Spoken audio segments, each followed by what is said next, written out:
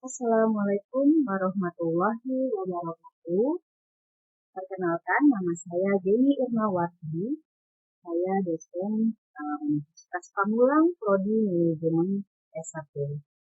Oke, sekarang kita akan membahas mengenai mata perkuliahan pendidikan kewarganegaraan.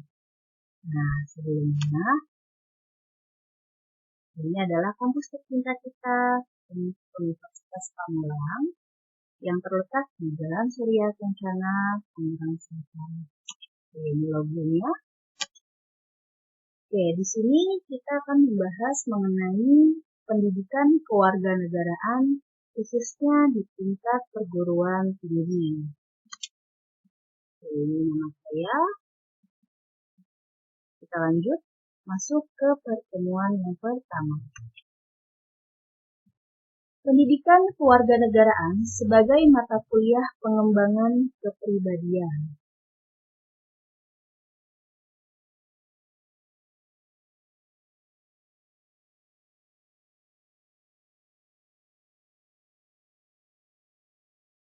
Yaitu civics. Kemudian diteruskan ke dalam bahasa Inggris, yakni civic, yang berarti mengenai warga negara atau disebut juga dengan kewarganegaraan. Materi utama pendidikan kewarganegaraan, keterkaitan antar bangsa dan warga negara, beserta pendidik, permulaan bela bangsa atau bela negara, pendidikan kewarganegaraan dan pendidikan permulaan bela negara menggambarkan komponen yang tidak bisa dipisah dari kelompok mata kuliah peningkatan kepribadian dalam formasi kurikulum inti perguruan tinggi di Indonesia. Oke, kita masuk selanjutnya. Di sini kita akan bahas untuk landasan hukum pendidikan kewarganegaraan.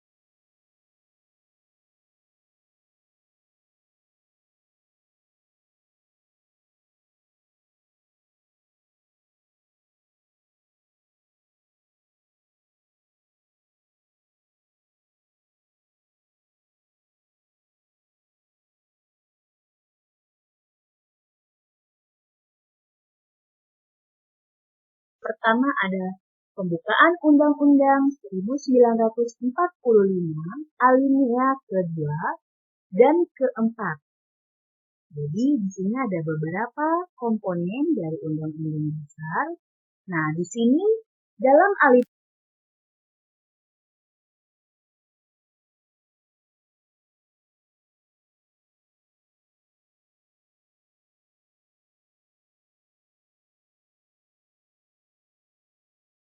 jadi di situ dicantumkan bahwa cita-cita tentang kemerdekaan itu apa dalam alinea kedua dan keempat.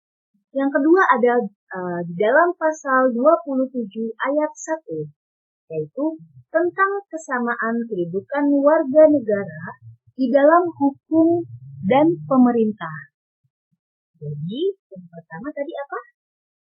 Undang-Undang Dasar 1945 pada alinea kedua dan keempat yang menginformasikan tentang apa tadi? Betul, ada cita-cita, tujuan, kemudian dan aspirasi. Betul sekali ya. Yang kedua ada pasal 27 ayat 1 tentang kesamaan kedudukan warga negara dalam hukum dan pemerintahan.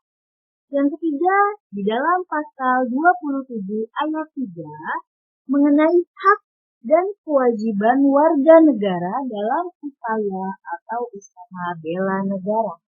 Jadi di sini muncul ada hak dan kewajiban sebagai bangsa, sebagai warga negara untuk usaha membela bangsanya atau negaranya. Yang keberapa? Yang keempat, betul. Yang keempat, di dalam pasal 30 ayat 1 dibahas tentang hak dan kewajiban juga warga negara dalam upaya pertahanan juga keamanan negara.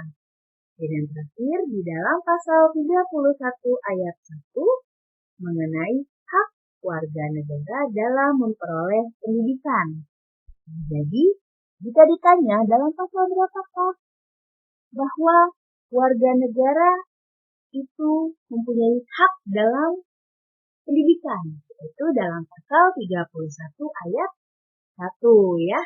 Oke, selanjutnya yang kedua landasan hukumnya adalah Undang-Undang Nomor 2 Tahun 2003.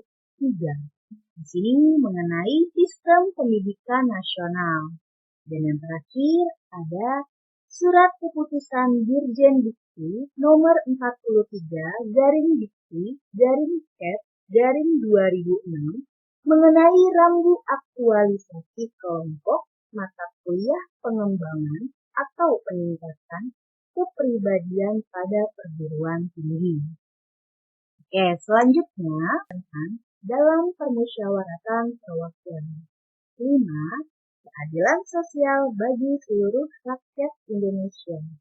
Jadi, dalam Pancasila itu dijadikan sebagai nilai dasar dari pendidikan kewarganegaraan. Nah, di mana nilai ketuhanan dalam sila ketuhanan yang Maha Esa dikatakan dapat melengkapi ilmu pengetahuan, menciptakan perimbangan antara rasional dan irasional, antara rasa dan akal. Sila ini juga menempatkan manusia dalam alam sebagai bagiannya dan bukan pusatnya. Paham dari nilai ketuhanan dalam sila ketuhanan yang Maha Esa tidak memberikan ruang bagi paham ateisme, fundamentalisme, dan ekstremisme, keagamaan sekularisme, keilmuan, antroposentrisme, dan kosmosentrisme. Yang kedua, nilai kemanusiaan dalam sila kemanusiaan yang adil dan beradab dapat dikatakan memberi arah dan mengendalikan ilmu pengetahuan. Pengembangan ilmu harus didasarkan pada tujuan awal ditentukan ilmu atau fungsinya semula, yaitu untuk mencerdaskan, mensejahterakan, dan memartabatkan manusia. Ilmu tidak hanya untuk kelompok lapisan tertentu. Yang ketiga, nilai persatuan dalam sila persatuan Indonesia mengkomplementasikan universalisme dalam sila-sila yang lain, sehingga suprasistem tidak mengabaikan sistem dan subsistem. Solidaritas dalam subsistem sangat penting untuk kelangsungan keseluruhan individualisme, tetapi tidak mengganggu integrasi. Nilai persatuan dalam sila persatuan Indonesia, sensasinya adalah pengakuan kebinekaan dalam kesatuan. Untuk yang keempat, nilai kerakyatan dalam sila kerakyatan yang dipimpin oleh hikmah kebijaksanaan dalam permusyawaratan perwakilan, mengimbangi otodinamika ilmu pengetahuan dan teknologi berevolusi sendiri dalam leluasa. Dalam sila keempat ini, esensinya adalah menjunjung tinggi nilai-nilai demokrasi yang berkeadapan, tidak memberikan ruang bagi paham egoisme keilmuan, liberalisme, dan individualisme dalam konteks kehidupan. Dan yang terakhir, nilai keadilan dalam sila keadilan sosial bagi seluruh rakyat Indonesia menekankan ketiga keadilan Aristoteles, yaitu keadilan distributif, keadilan kontributif, dan keadilan komutatif. Keadilan sosial juga menjaga keseimbangan antara kepentingan individu dan masyarakat, karena kepentingan individu tidak boleh terinjak oleh kepentingan semua. Kelima dasar nilai tersebut adalah sebagai pedoman dan sumber orientasi dalam penyusunan pengembangan mata kuliah pendidikan kewarganegaraan. Oke, selanjutnya pendidikan kewarganegaraan diposisikan sebagai MTK? Ini adalah jawabannya. MTK adalah program pendidikan nilai-nilai yang dilakukan melalui proses pembelajaran di perguruan tinggi dan berfungsi sebagai model untuk mengembangkan identitas dan kepribadian siswa yang ditunjukkan untuk membangun manusia di Indonesia yang beriman dan bertakwa terhadap Tuhan Yang Maha Esa, berbudi pekerti, berkepribadian mantap dan mandiri, serta mempunyai rasa tanggung jawab kemasyarakatan dan kebangsaan. Nah, kemudian di sini apa sih urgensi atau pentingnya pendidikan kewarganegaraan sebagai MTK?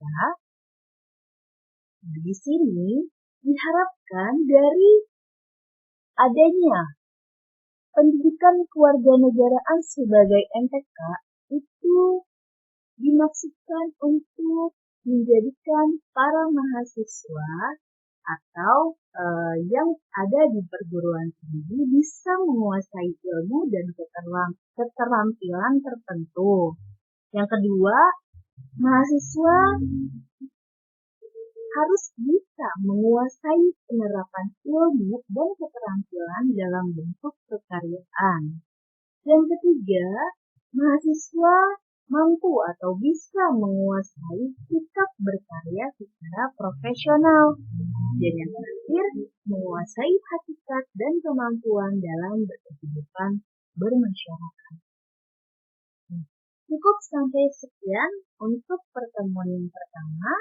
Jika ada salah-salah kata, saya mohon maaf. Wabillahi taufiq wal hidayah. Wassalamualaikum warahmatullahi wabarakatuh. Terima kasih semuanya.